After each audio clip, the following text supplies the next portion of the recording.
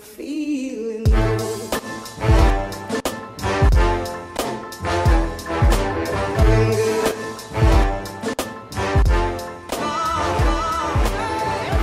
Hey everybody, hope you're well, and it's James here, over the Part-Time Entrepreneur and Crypto Rookies, and today we have some really good updates from Chris from KRIOS, who's the CEO there.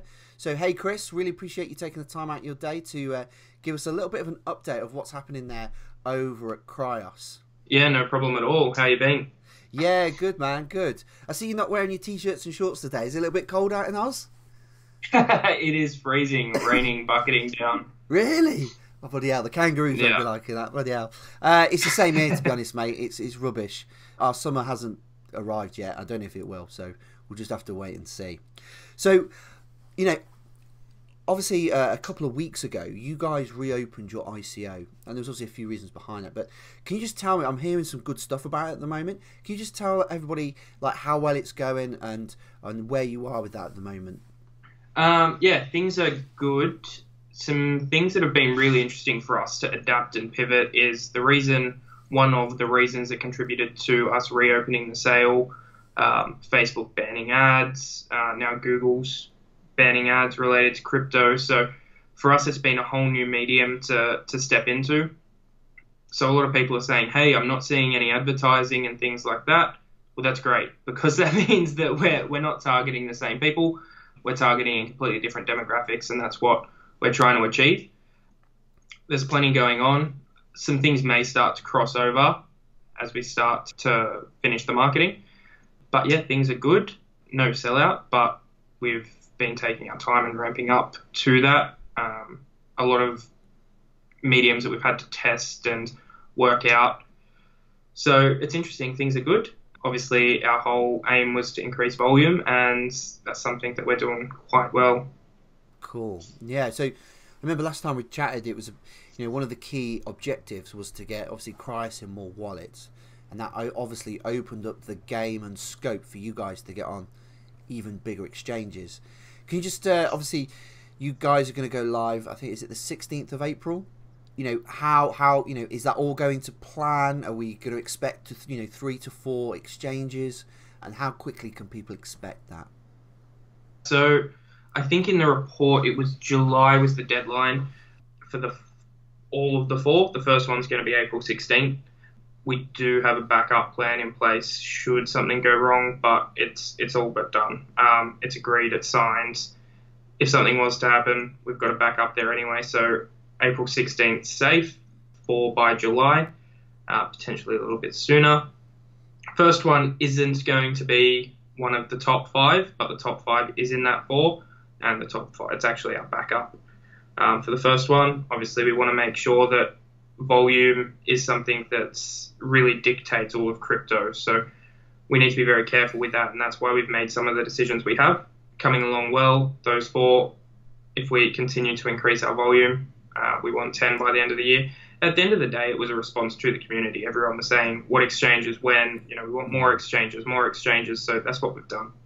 Excellent. And yeah, I think, you know, it's a good strategy in terms of I've seen some other coins. I know, for instance, someone like Bitrix has just got rid of like 86 coins. Now, there's a lot of rubbish out there, as we know, and we all know that there'll only be 10 or 15% of the total population of coins out there that will actually make it, that have good functionability, or even a sense of, you know, you can make a bit of part-time residual income as such, and that was really what drew me to your coin. Can you just sort of tell me a little bit about, you know, how people can earn with the KRIOS coin? Yeah, cool. So that's something that we thought really long and hard about when we first started, was the token economics. Again, we know that volume dictates crypto. There's a lot of factors, more than just speculation, and especially moving forward, that's going to be important. So for the longevity of a coin, things that are important are exactly like you're saying, all of these different factors. So everything from our total supply to the price point that we started at, to that $5 is the minimum going to be sold on our platform, all relative to one another to make sure. So as you just said, what we do is, of the fees that the KRIOS platform charges, they're going to be redistributed to coin holders. So that's good in the way of a couple of reasons. We have people that will hold on to their coins for then, but we're also redistributing back into essentially the KRIOS economy so that that keeps circulating.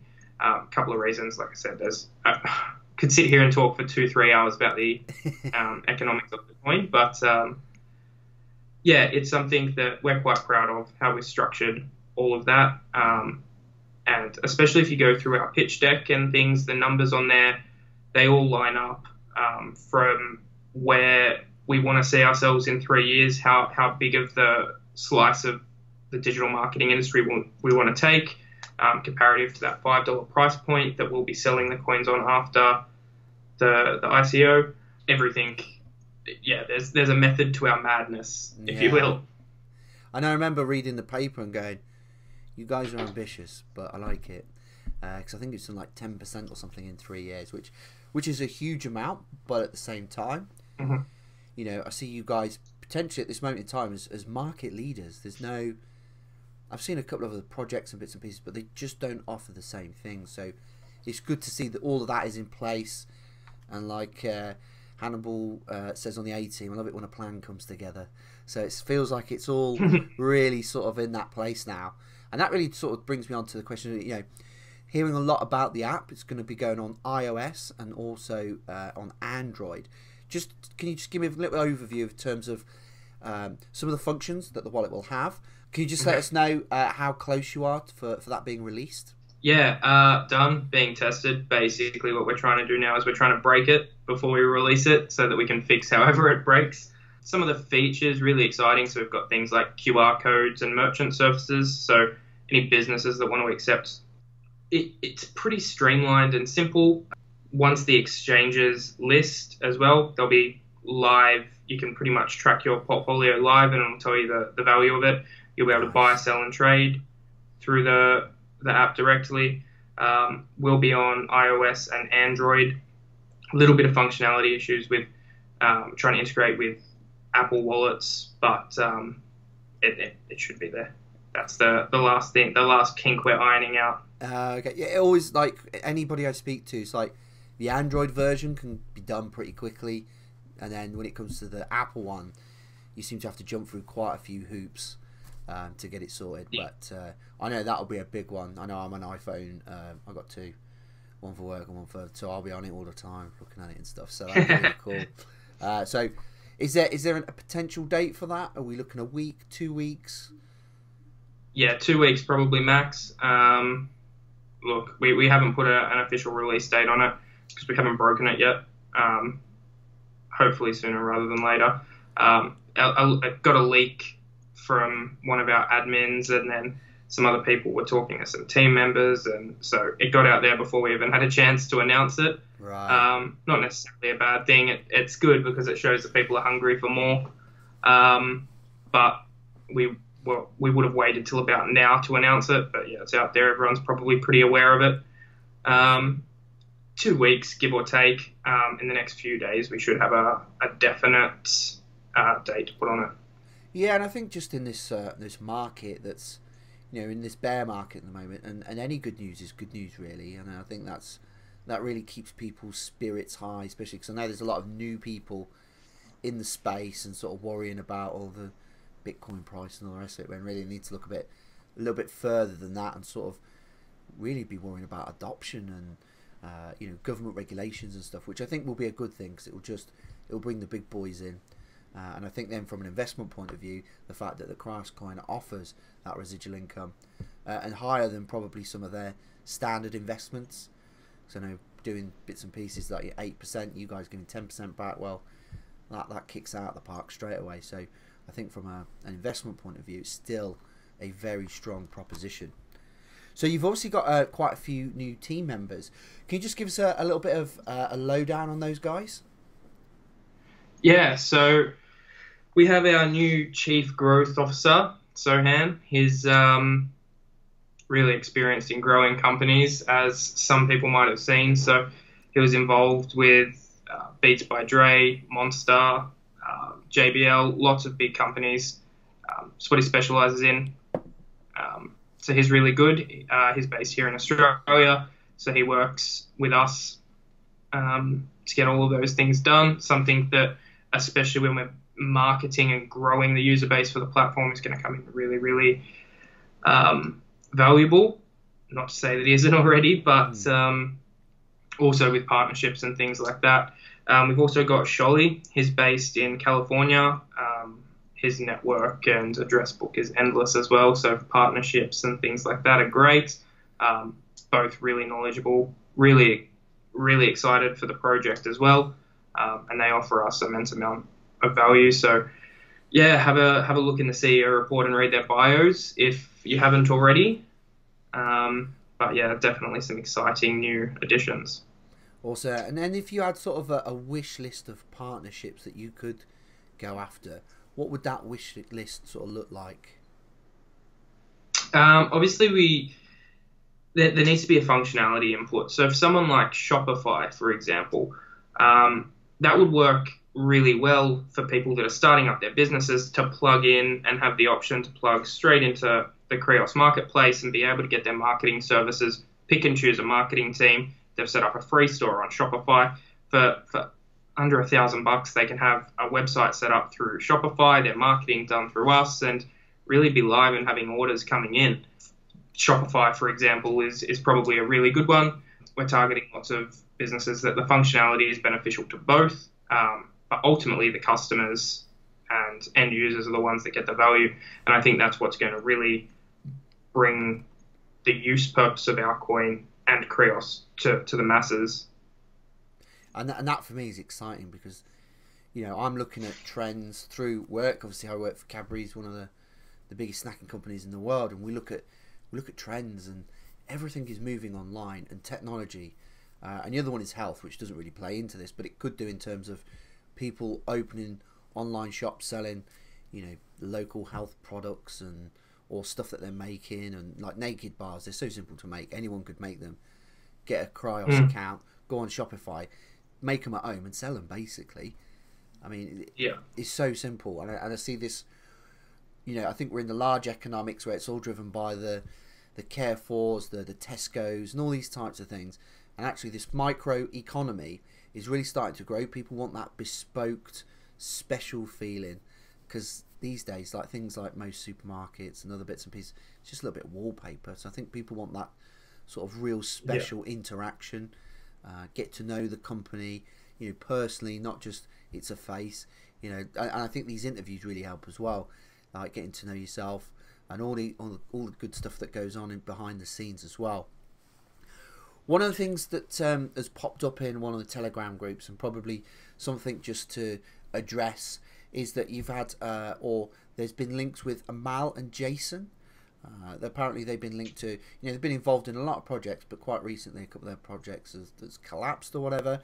But can you just articulate what the involvement of those guys are, even if they are involved? Yeah, so Amal and Jason are both advisors for us. They've been involved in a lot of projects, over 75 last count. So no, they're not involved in the day-to-day operations of KRIOS or have any really strong involvement to the point where they're privy to information that no one else is by any means. The blockchain and just the crypto space advisors, really, because even Solidity developers you can't find with experience with over 75 coins. So these guys are definitely good and deliver value. There was mention of a couple of their projects didn't turn out the greatest, but I mean, with the crypto space and seeing how volatile that is, 1 out of 75 is probably not a bad value rate. That's really good. Yeah. So yeah, they're really helpful. But basically, yeah, they're almost like consultants. We've contracted out to them for advice on things like that, their networks and links and things like that. Obviously, as I said, not involved in the day-to-day running or how we operate, but they deliver the value where we need that. And, you know, sometimes we might talk every day. Other times we might go 2 weeks without talking to them. It's just what we need. With any consulting arrangement, that's how that works. They're there for when we need them. But yeah, not privy to any internal KRIOS secrets or have anything to do with the growth or future of us, really. Okay, I think it was just good to just highlight those points, and I think, like you said, like there's so many coins out there. Like I've invested in some projects which are, you know, sometimes you look back and go, maybe that wasn't the greatest. So to get 1 out of 75 isn't bad at all. So one of the other key things that have come up is about the PayPal. Obviously, it was a very unique thing that you guys used, and it made it incredibly easy for people to invest as well. But I think it's really good just to talk about the whole process. So, you know, obviously you've used the PayPal from Paul's company. Can you just articulate that for the viewers of why you went that route and why they're seeing the things that they are now? Yeah, so something that was difficult with PayPal is, you know, obviously we push significant volume through PayPal. If you start a PayPal account tomorrow and, you know, push hundreds of thousands and millions of dollars through that account, PayPal's going to freeze it and go, hey, who are you and what's going on? And that can take a long time. So obviously with Paul's background, and I'm pretty sure you've spoken about it before, working with Shell, AON, Westpac, lots of different companies, he's always had a long-standing track record with PayPal and always had larger volumes come through that account. So for us to be able to process those higher volumes, that was the account we used. Paul's company hasn't closed down. He's not doing much with that at the moment. But yeah, there was people saying it was deregistered and things like that.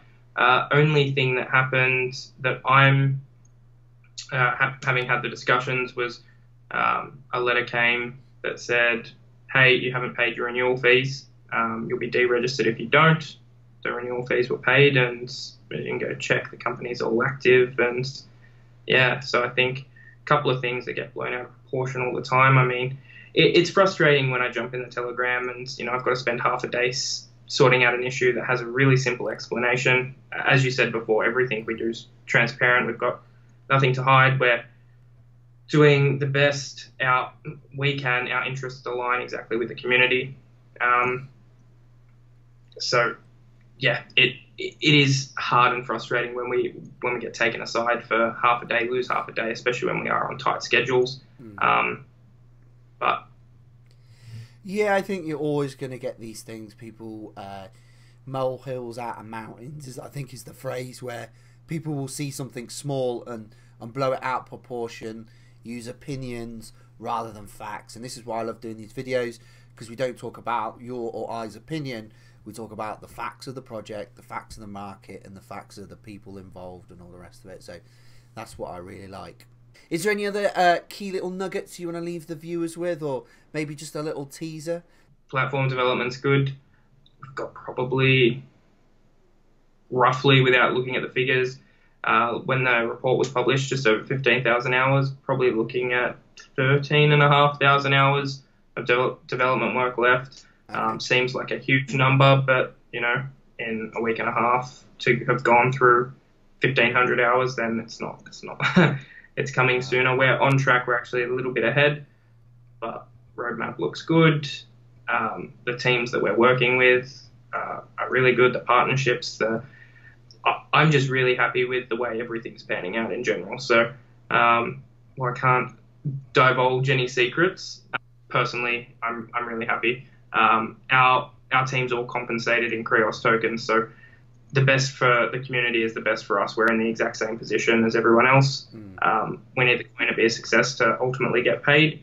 Our interests align exactly with the community's, so if I'm happy and have a smile on my face, then the community should be confident that there's definitely good things coming. I really appreciate all your time, Chris, because I know that you guys are up against some huge deadlines to obviously deliver this project in full and on time. Really excited about all the things that you talked about today. Can't wait to have a little go on the app as well. That sounds wicked. And I just really appreciate you coming on the show and giving people a really good, thorough update. So just want to say a massive thank you from myself and also the community as well. Cool, appreciate it. Thank you. All right, I'll catch you on the next video. We'll probably look to do something like once you launch, might do another little video then. Maybe do some teasers for the next exchanges or something. Cool, sounds good. Awesome. All right, thank you, Chris. Cheers. I'm feeling low.